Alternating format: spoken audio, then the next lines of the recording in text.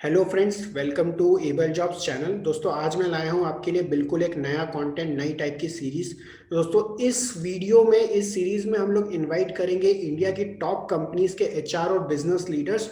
और दोस्तों, उनसे समझेंगे कि वो क्या एक्सपेक्ट करते हैं जब वो किसी कैंडिडेट का इंटरव्यू लेते हैं, ताकि हम आपकी हेल्प कर सके दोस्तों बहुत अच्छे से इंटरव्यू के प्रिपेयर करने के लिए और आपकी टॉप कंपनीज में जॉब लैंड करने के लिए। दोस्तों, आज हमारे पास एक रिनोन कंपनी के एचआर लीडर हमारे पास आज हमको ज्वाइन कर रहे हैं, देबारगा देव। देबारगा देव दोस्तों एचआर इंडस्ट्री में 16 ईयर्स से हैं। उनका एक्सपीरियंस डिफरेंट इंडस्ट्रीज में है। उन्होंने एफएमसीजी में काम करा है, इंश्योरेंस में काम करा है, केपीओ सेक्टर में काम करा है। और देबारगा दोस्तों आज जो है डाबर के हेड एचआर है नॉर्थ रीजन के लिए। दोस्तों, इसके अलावा देबारगा जो है स्टूडेंट्स की हेल्प करने पर काफी बिलीव करते हैं, तो उन्होंने एचआर संपर्क नाम की एक छोटी सी ऑर्गेनाइजेशन भी शुरू करी है, जहां पे उन्होंने 500 प्लस प्रोफेशनल्स को साथ में लाके आप जैसे स्टूडेंट्स के लिए डिफरेंट टाइप की चीजें करी हैं, ताकि आप जो है अपना स्किल डेवलपमेंट कर सके। और दोस्तों, अब मैं देबारगा से रिक्वेस्ट करूंगा कि वो जो है अपना इंट्रोडक्शन और अपने एक्सपीरियंस के बारे में खुद बताएं। Thank you for bringing this to me. Thank you to giving this opportunity. Yes, students का हेल्प करना मेरे लिए एक बहुत इम्पोर्टेंट बात है। And to be very frank, ये मैं कोई चैरिटेबल रीजन के लिए नहीं करता हूँ, या ऐसा कोई नहीं है कि मुझ में कोई बड़ा फिलंथ्रॉपी सा बात है जिसके लिए मैं करता हूँ। ये इसके लिए बड़ा सेल्फिश रीजन है। आई am a human resource person and I know that मुझे जब तक रिसोर्स नहीं मिलेगा, and the biggest resource that I would Hunt for is the human. And जब तक उसका एक पाइपलाइन नहीं क्रिएट होता है, तब तक कोई कंपनी, कोई ऑर्गेनाइजेशन, कोई जॉब रोल सक्सेसफुल हो ही नहीं सकता है। और ये पाइपलाइन क्रिएशन का एक मेजर जॉब, जिस स्कूल का एक मेजर पोर्शन आता है स्टूडेंट से। तो जब तक as a person I don't take responsibility, as a society we don't take responsibility, as industry we don't take responsibility to go to students and groom them। हमारे पास कोई कारण नहीं है बोलने के लिए कि कैंपस से अच्छे लड़के नहीं मिलते हैं, फ्रेशर से काम कराना मुश्किल होता है, इन लोगों को ट्रेनिंग आता ही नहीं है, काम करेगा क्या, इनको कुछ तो सिखाना पड़ता है बहुत कुछ। ये बोलने का हमारे पास कोई लॉजिक ही नहीं है, कोई राइट ही नहीं है, unless we give time to them to learn. So this is very important for me. I have been a life long learner, so thank you again to do this with me and let's shoot, let's see. देवर का पहला question जो आपके लिए है, काफी बच्चे हमसे आके चैनल पर पूछते हैं, राइट, कि कौन सी मेजर स्किल या क्वालिटी होनी चाहिए, या कौन सी मेजर स्किल या क्वालिटी अभी हम डेवलप कर सकते हैं ताकि हमारा जो करियर है और जो हमारा इंटरव्यू है वो हमेशा सक्सेसफुल रहे। तो ऐसी क्या 3 स्किल्स या क्वालिटी आप सजेस्ट करेंगे जिससे कि ना मैं हमेशा इंटरव्यू क्लियर कर सकूं? देखो, सबसे बड़ा एक क्वालिटी इंटरव्यू क्लियर करने का टिप होता है, आपको स्टोरीज बिल्डअप करना पड़ेगा इंटरव्यू में। Every candidate has to build up a story. You go and say I am a very punctual person, वो एक बड़ा स्किल है। Punctuality means discipline and it's a very important skill. But आप अगर खाली बोलोगे कि आप बहुत डिसिप्लिन हो, आप बहुत पंक्चुअल हो, लोगों को समझ में नहीं आएगा। बट उसके पीछे आप अगर एक स्टोरी बताओगे कि मैं ये किया था, मेरा पंक्चुअलिटी मेरे लाइफ में है and that has helped me this way, and then I have got a success. So that story is more believable than just by saying that I am honest, just by saying that I am punctual.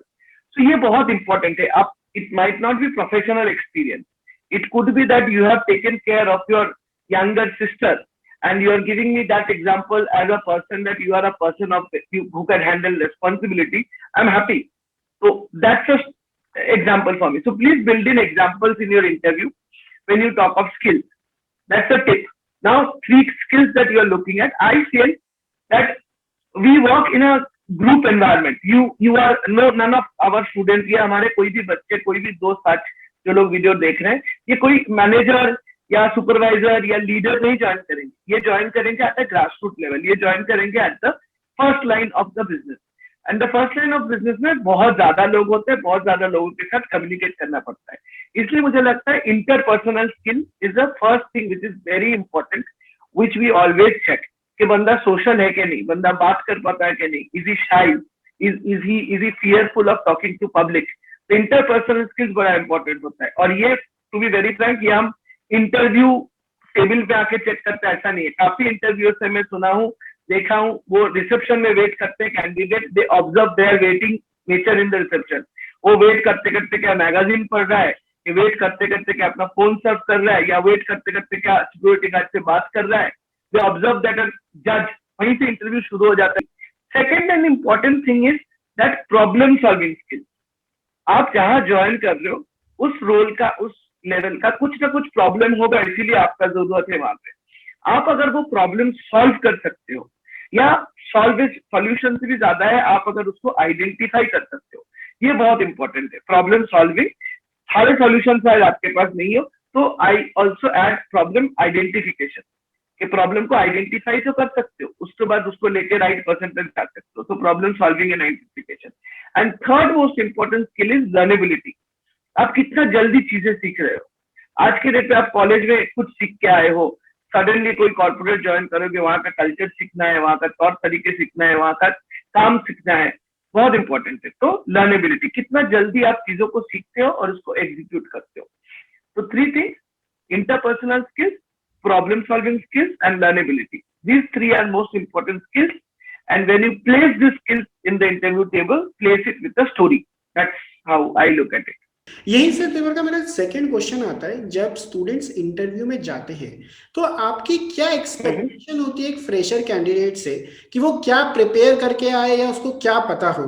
तो वहां पर आप क्या बताएंगे कि कौन कौन सी चीजें हैं जो किसी भी स्टूडेंट को पता होनी चाहिए या उनको प्रिपेयर करके आना चाहिए? देखो, प्रिपरेशन स्टूडेंट के लेवल पे जब बात होता है तो मैं 2 तरीके के प्रिपरेशन में बिलीव रखता हूँ। एक, इंटरव्यू में हम लोग हमेशा बोलते हैं, ऐसा लोग एक बड़ा कॉमन टर्म है कि past behaviour is a indicator of future behaviour. आप पिछले समय पे कैसे बिहेव करते थे, या आपका पिछले लाइफ में या पिछले स्टूडेंट लाइफ में कैसे आपका बिहेवियर होता था, उस बिहेवियर इज एन इंडिकेटर कि आप आगे कैसे बिहेव करोगे। तो एक प्रिपरेशन है, हम एक्सपेक्ट करते हैं कि स्टूडेंट है तो पढ़ाई किया होगा, तो some basic examples from some basic question from the study area would come, and उसका प्रिपरेशन अच्छे से होना चाहिए। If it's a marketing guide, उसको थोड़ा 4 P's आना चाहिए, उसको थोड़ा अपना प्रोडक्ट लाइफ साइकिल के बारे में पता होना चाहिए, उसको थोड़ा पता होना चाहिए कैश काउ क्या होता है, स्टार क्या होता है। This things are important. अगर एचआर का बंदा है तो थोड़ा मोटिवेशन थ्योरी, थोड़ा Maslow's hierarchy, certain things, basic common terms वो पता होना चाहिए, because that is important, because that will show that इसको पढ़ाई करना था, इसने पढ़ाई किया है। अनदर इज, स्टूडेंट को पता होना चाहिए वो कौन से जॉब के लिए अप्लाई कर रहा है, उस जॉब में कौन सा रोल है उसके लिए, और वो रोल में वो कैसे फिट होता है। तो ये जो साइकिल है, ये जो 3 जो पहिए होते हैं एक फिटमेंट का, कि मेरा कंपनी कौन सा है, उस कंपनी में कौन सा जॉब है, उस जॉब में कौन सा रोल है मेरा, और उस रोल में क्या मैं फिट कर रहा हूँ। तो अगर कंपनी है मान लो एफएमसीजी में जॉब क्या है, मान लो I am looking for sales, then sales में मेरा काम क्या है कि सेल्समैन का रोल है, मार्केट में जाके बेचना है, तो क्या मैं फिट करता हूँ उसमें, क्या मैं चल सकता हूँ सारा दिन में अगर 4-5 किलोमीटर कंटिन्यूसली चलना है, क्या मैं उतना फिटनेस है, क्या मैं अनजान लोगों से आराम से बात कर लेता हूँ, वो फिटमेंट है कि नहीं। ये 3 चीज उसको पता होना चाहिए before he fit for the interview. Because अगर पता नहीं होगा तो इमीडिएटली वो लग जाता है कि इसका डिस्कनेक्ट है, ये शायद काम करते करते समझेगा कि अच्छा ये मुझे अच्छा लग रहा है कि बुरा लग रहा है, and that is not an experiment with an employer would like to do. तो this is very important, job, उसका रोल और उसका फिटमेंट, ये 3 चीज, और पढ़ाई का थोड़ा बहुत सिलेबस के एरिया का जो है वो पता हो। सो इसी से मुझे मेरा अगला क्वेश्चन आता है कि आप ऐसे कौन से 3 क्वेश्चन हैं जो आप अपने सारे इंटरव्यू में पूछते हैं, और अगर क्या आप ये जॉब सीकर जो इस वीडियो को देख रहे हैं उनको ये भी बता सके कि आप वो क्यों पूछते हैं, तो काफी हेल्पफुल होगा उनके लिए। देखो, मेरा क्या, ये सारे एचआर वालों का सारे इंटरव्यूज में एक कॉमन क्वेश्चन होते हैं, एंड आई क्लैरिफाई वो क्यों पूछा जाता है। हम लोग आजकल मिलेनियल लोग होंगे जो इंटरव्यू देख रहे हैं, उसको लगता होगा अरे ये इंटरव्यू के मेरे बाप क्या कर रहा है, मेरा माता क्या कर रहा है, वो पता हो कि क्या होगा, मैं कहाँ बड़ा हुआ हूँ, मेरा कौन सा स्कूल है, वो पता हो कि क्या होगा। अभी का बात करो, I am here right in front of you, talk about present, but we still ask this question, and it's an age old question. 16 साल पहले भी मुझे पूछा जाता था what is your father doing, what is your mother doing, आज भी हम लोग ये पूछते हैं। मेजर कारण क्या होता है इसका, is that we want to understand what is your background, where are you coming from, Are you coming? So when I ask about your father, I want to understand that what influence your father has on you, because later on the same thing will apply with your boss. What influence your boss will have on you? Are you learning from your father? Have you learned things from your father? Have you learned from his success? Have you learned from his mistakes? The fathers do make mistakes. I am a father today. I know that I have done mistakes. But is my child learning from it? Have I learned from my father's mistake? Have I learned from my father's success? I am not talking of an hero worship here. पर मैं ये बता रहा हूँ, हर एक father से ये पता होना हमें जरूरी होता है कि आप कौन से बैकग्राउंड से आ रहे हो, और ये पूछना कि आपका फादर क्या करते हैं. उससे जब हम बोलते हैं कि what is your father doing, दो तरीके का आंसर हो सकता है. आप बोल सकते हो my father is a government service holder in this department and the question ends there. Or you can say my father is a government service holder in this department, and I have learned the virtue of punctuality from him, the virtue of honesty from him, the virtue of routine work from him. As we can say that at government service के बंदा एक ही job में 26 साल काम कर चुका है, सुबह 9 बजे जाता था, शाम को 6 बजे आता है, एक ही ऑफिस में एक ही कोलीग के साथ, बट फिर भी there is dedication and that's the thing to learn. So how to love a routine job is what I have learned from my father. Good thing. So if you draft your answer like that, in telling what your father do, also you bring out your learning from him. So this is what is one important question I ask about the family. I want to understand their family. I also want to understand what kind of sports he has played. It is important for me to understand that, because that gives me shape of the character. I am not saying कि कोई state level, national level, district level. Any sports that a person has played, it is important to me to understand his character. Team worker है कि indoor game ज्यादा अच्छा लगता था, outdoor game ज्यादा अच्छा लगता था, अगर क्रिकेट फुटबॉल है तो what position, what kind of sport, and is it passionate about it. So I try to always understand about the sports, to understand his hardness and the character. और sales में ये ज्यादा पूछा जाता है because our job is mostly outdoor. So somebody who is a regular sports person would be able to handle outdoor better than an indoor person. And another is that important is I want to understand his failure story. कि अगर life में तुमने कभी fail किया है तो कैसे उसको हैंडल किया, क्यों फेल किया वो तो शायद पता नहीं होता है most of the time, but कैसे हैंडल किया वो जरूर तुमको पता होना चाहिए. सो this is a very difficult thing. You should know why you have failed. तुमको शायद ये पता नहीं हो कि तुम क्या करने से ठीक होता, बट क्यों फेल हुआ वो पता होना जरूरी है, और उसको कैसे हैंडल करते हो. Have you handled it well, have you handled it with confidence, have you handled it with courage? That is a question I always ask. So mostly about your family, about your sports involvements, and about your failure stories. These are the three things which I would like to understand, and I hope I clarified the intents also. Yes, you definitely did. So देवर का एक और question है मेरे पास, and ये अभी तक तो मैंने आपसे ये समझा कि आप क्या क्वेश्चन पूछते हैं. अब मैं थोड़ा सा साइड चेंज करता हूँ, और आप क्या ऐसे क्वेश्चन चाहते हैं जो कोई इंटरव्यूई या फिर कोई कैंडिडेट आपसे पूछे, तो क्या क्या क्वेश्चंस, किस टाइप के क्वेश्चन जो हैं आपको सही लगता है ये कैंडिडेट को एक इंटरव्यू में आपसे पूछने चाहिए? Depending on that interview and depending on the confidence the candidate has, that how the interview is going, the questions can change, right? He can ask very brilliantly about what is the next step. Then he should be confident that interview has gone well, because इसको भी पता होना चाहिए कि next step क्या होगा. मैं wait ही करता रहा हूँ, बिकॉज ये बड़ा हम लोग का एचआर में नेगेटिव साइड है कि हम लोग कभी फीडबैक नहीं देते हैं. I will get back to you is a very common thing and people never get back. I know that we are a part of that community that this happens, but candidates should have that confidence in them to ask that what is the next step. How do I know that what has happened to my candidature? Very important question, very clear cut question. It shows that confidence in the candidate. This is one thing which I would expect the candidate to ask. And another thing is, I as a person or any interviewer as a person would always like to see a person who is invested in his career. कि जिसको उसके career बनाने में interest है, मजा है, वो जैसा वो चीज एक्सप्रेस करते हुए ऐसा अगर कोई क्वेश्चन हो कि सर मेरे लिए आगे जाके आज से 2 साल बाद, हम लोग बहुत सारे ऐसे क्वेश्चन करते हैं, where do you see 5 years from down the line, how do you see 2 years down the line. So candidate should also actually ask that where can I see myself 3 years down the line in this company. So that shows that this person is at least dedicated with me for 3 years. He is thinking. If I can show him the right path, he's interested. तो एक important tip यहाँ भी है, कोई भी job कभी भी ये सोच के नहीं देने जाना कि ये जॉब मेरे लिए बहुत जरूरी है। आपके लिए वो जॉब जितना जरूरी है, एचआर के लिए भी आप एज ए कैंडिडेट उतना ही जरूरी है। So it's a mutual bargain.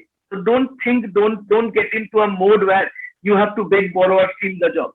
You know that you have the right kind of skill, you have the right kind of confidence. If you bring that right skill and right confidence to the table, then the HR or the interviewer is convinced enough to take you.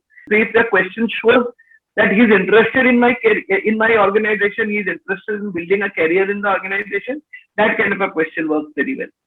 तो जाते जाते कोई advice आप जो है बच्चों को देना चाहेंगे, जो हमारे जॉब सीकर्स देख रहे हैं हमको, उनके अपकमिंग इंटरव्यू के लिए कोई ऐसी एडवाइस देना चाहेंगे जो वो याद रखें जिससे वो अच्छा परफॉर्म कर सके? बिल्कुल बिल्कुल। एक तो मैंने शुरुआत में जो बताया, always create stories for you. तो सिलेक्ट द स्किल्स। आपको पता होना चाहिए आप कौन से जॉब के लिए अप्लाई कर रहे हो, उस जॉब में क्या क्या स्किल लगता है वो पता कर लो। उस स्किल आप में से अगर 10 स्किल का पता हो आपको, उसमें से 3-4 स्किल भी अगर आप अपने में है और उसको उसका बैकग्राउंड स्टोरी आप बता पाते हो, that is very important. It is very important, build a story of behind your skill set. So that is one major tip. And ये ना सडनली इंटरव्यू टेबल पे बैठ के स्टोरी बनाओगे तो वो झूठी हो जाता है। So please prepare and build दो stories, incorporate it in your conversation. That is important. Second, what I feel is important is that STAR technique. So when you say about a STAR technique, when I ask you about a situation, when I ask you about a problem, so normally use a thing called STAR technique. So S is the situation, T is the time, that what was the situation, what was the time as in period or the condition or how things were. A is the actions that you have done, and R is the result. It is important that you build the STAR technique. Situation क्या था, time क्या था, आपने क्या action लिया और उसमें result क्या हुआ, तो ये सारा चीज पता हो जाता है। अब सडनली कोई सेल्स का आदमी आके बोलेगा मैंने मेरा हेडक्वार्टर को 10% पे ग्रो कराया, किसी को समझ में नहीं आएगा 10% अच्छा है, बुरा है, बहुत अच्छा है, क्या है। तो अगर वो 10% के पीछे का बैकग्राउंड दोगे कि लॉकडाउन था, उस टाइम पे मैंने 10% ग्रो किया, मैंने यही एक्शन लिया, चैलेंजेस फेस किया और तब जाके 10% हुआ, तब वो 10% बहुत मायने रखता है। So use this technique, that is important. These are the 2 tips I can say that these people should be able to do, and these are things which you have to practice. ये on the go नहीं होता है, ये immediate जाके नहीं होगा। So learn about the organization, learn about the job, build your story brand, build your skill brand, skill stories, and use those on the table, use those on the interviewer board. Try and drive the interview towards your skill set, not towards the other side of the what interviewer wants, right? So this is the maximum, this is the tip that I can think of. Thank you so much देवरगा, इतने सारे tips देने के लिए हमारे potential job seekers को। I am sure उनके जो भी कुछ क्वेश्चंस होंगे वो कमेंट्स में पूछेंगे और हम आपसे वापस आके इसके बारे में भी डिस्कस कर सकेंगे। And thank you so much वो अपना टाइम स्पेंड करने के लिए और बच्चों की हेल्प करने के लिए। Thank you for your time देवरगा। Thank you very much. Thank you.